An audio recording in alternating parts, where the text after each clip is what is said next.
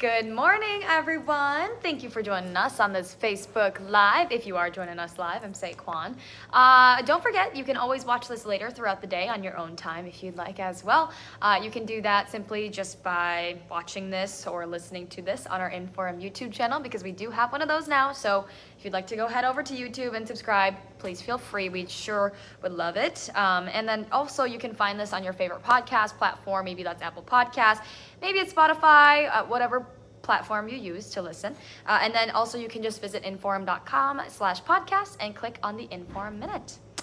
Okay, so wanted to first get you caught up on some of your Friday morning headlines right away before we get to this exciting news. We are expecting a big announcement today from the Cass County Courthouse when it comes to a Fargo man accused of murdering a 14-year-old girl last summer. Some of you guys might remember this, especially when I bring up this happened right behind the Party City in Fargo. So Arthur Colley is planning to represent himself at trial, and he's gonna ask a judge if he can actually do that. He is accused of killing Jupiter Paulson last summer in what police are saying was a random attack. And surveillance video shows that Colley was choking Jupiter Paulson for nearly 20 minutes and then stabbed her for more than 24 times.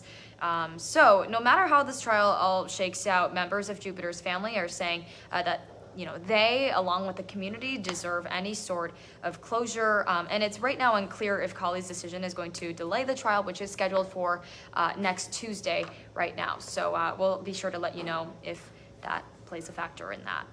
Also today, you can help show support for a young boy who is battling cancer in Red Lake Falls, Minnesota. So there's a benefit for Alex Goolingsrud, and it's going to be happening right outside the Sparky's 218 Grill. He was diagnosed with osteosarcoma just a year ago, and he actually had to get his leg amputated because of it. So the people behind the benefit actually have not even met Alex, but they were really inspired by his story and thought they would start organizing a benefit on their own, which I thought was really neat, people coming together to help one another, which I think is always so cool. But yeah, you can do that today in Red Lake Falls, Minnesota.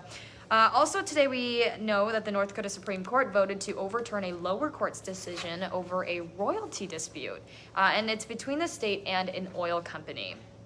So it's called Newfield Exploration, and that's the company that sued the state back in 2018, and it was overtaking deductions from the company's royalty bill to cover costs. Well, the state says those deductions were millions of dollars, and it violated the lease agreement. So the Supreme Court unanimously agreed yesterday, which means Newfield Exploration will now need to pay that money back to the state. Exact amount is unknown at this time because it will be determined by a lower court. So once we figure that out, we will be sure to let you know. Also, snowmobile company Polaris, of course based in Medina, Minnesota, they are recalling nearly 250,000 of its snowmobiles ahead of riding season. So here are the models affected. Again, snowmobilers, this really applies to you. Matrix models from 2021 to 2023, Axis models from 2015 to 2022, and select trail performance models from 2013 to 2014. And all of these pose a fire risk because of electricity in the fuel tanks that could spark. If you own any of these snowmobiles, you are asked to return them to your local dealer, or you can call Polaris at their number. If you have a pen and paper down, you can write, or if you have a pen and paper handy, you can write this down right now. It's 800-765-2747 is Polaris's number. Also right now, we know that the city of Moorhead is asking for your input when it comes to finding out what the community's priorities are within the next 10 years. So the city is launching this new comprehensive plan called Onward Moorhead, and it kind of lays out the groundwork for the city's leaders when it comes to making decisions in the future.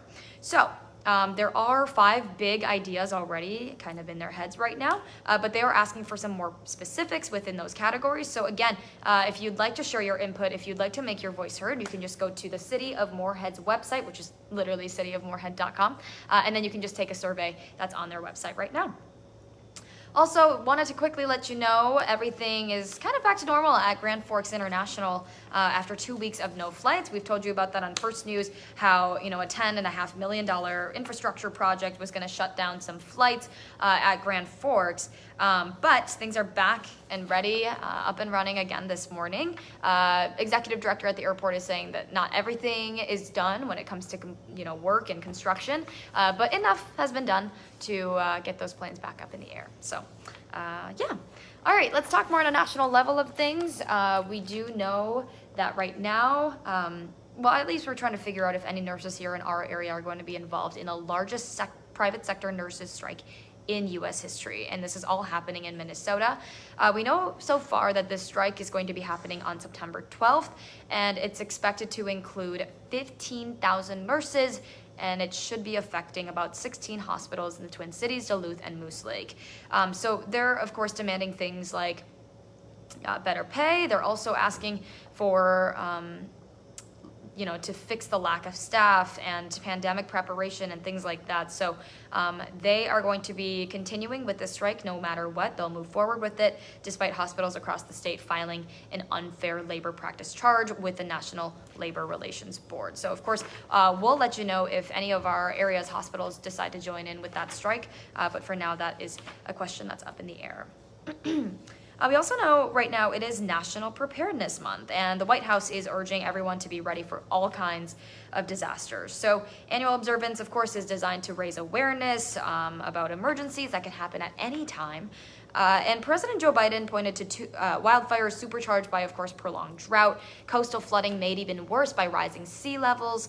And even though it is already meteorological fall, which happened on September 1st, many areas of the U.S. still seeing, of course, extreme heat, extreme temperatures. So right now, FEMA is encouraging you to check out the website ready.gov. It really allows you to get prepared for any sort of disasters that might be coming your way. So yeah, you can check that out right now. It's a free resource, might as well take advantage of it, right?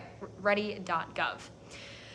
Okay, also we know that the House Oversight Committee did reach a deal with Donald Trump over its financial records, or over Donald Trump's financial records. And that's going to be ending litigation over the paperwork. So the committee is saying that this agreement does mean that Trump's accounting firm will be handing over the financial records. It doesn't give any specifics of what's actually involved in that settlement, but we will definitely keep track of that for you, as the committee did for subpoena the financial records in April of 2019. So it's been a few years now. Okay, really quick, wanted to give you an update here. CDC did sign off on both Moderna's and Pfizer's updated COVID boosters, which are going to help people when it comes to protection against, the new Omicron subvariants, and then of course the original COVID strain as well. So Pfizer says that more than 100,000 doses of its boosters have already been shipped to locations in the U.S., 62 in fact, to be a little bit more specific there. And it says that it's expecting to deliver 3 million doses by Tuesday. So since the CDC, of course, signed off on it, these doses can start being administered now. So we will let you know when our area gets those doses, and we'll let you know when people here can start getting that booster.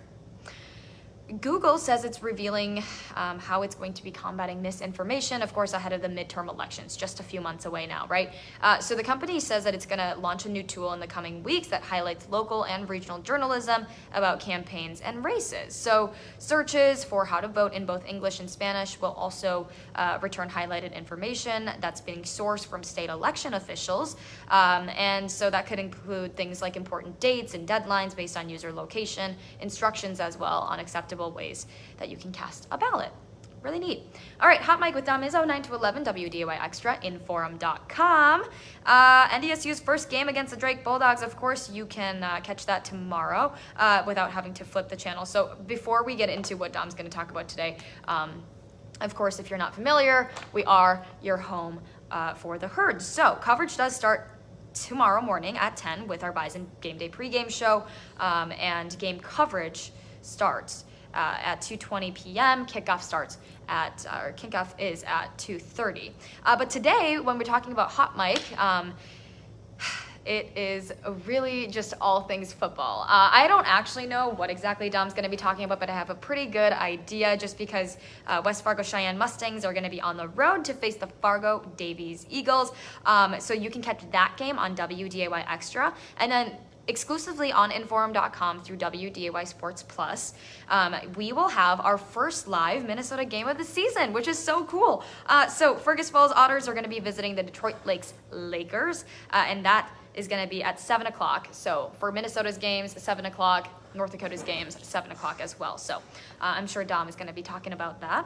And then on Inform.com right now, there's an article I want to share with you. We had this on First News as well. It's Grand Forks to pause construction on Fufeng Mill after federal panel asks for more information. There's kind of a federal review that's kind of being underway right now. There's a lot of detail to this one. So if you'd like to check that out, it's on Inform.com right now. All right. Really quick, before we end this Facebook Live, I did tease that I had some exciting news to share from WDAY. So if you haven't heard yet, First News has been nominated for an Emmy this year. So exciting. Our whole team just such an honor. You know, people who show up at such absurd times in the night and show up and do their work, which is just such an honor. And then, of course, we have Kevin Wallivan, who was nominated for 2 Emmys this year, Matt Henson with an Emmy nomination as well, and then our 10 o'clock newscast got a nomination as well. So huge congratulations to everyone at WDAY. What an honor that is. And Lydia, what was the date that we find out? October 15th is the day we find out if that turns into hardware. So we will definitely keep you guys updated on that. All right, before we go, don't forget, for 99 cents a month for your first 3 months, you can get an all-access pass to Inforum.com. Here's how you get it. You just go on Inforum.com/subscribe, and then you can get that too. All right, everybody, make sure you join us for our evening newscast tonight at 4, 5, 6, 9, and 10. Games of the week, of course, and then tomorrow is Bison Game Day. First home season opener. So crazy. Weekend packed with football. But of course, and then we have tomorrow morning First News as well. That's with Jenna Scott from 7 to 8:30. And then you have Sunday with Jenna Scott as well, 7 to 8. Gosh, mind is all over the place today. But all right, everyone have a great weekend, and we will see you guys back here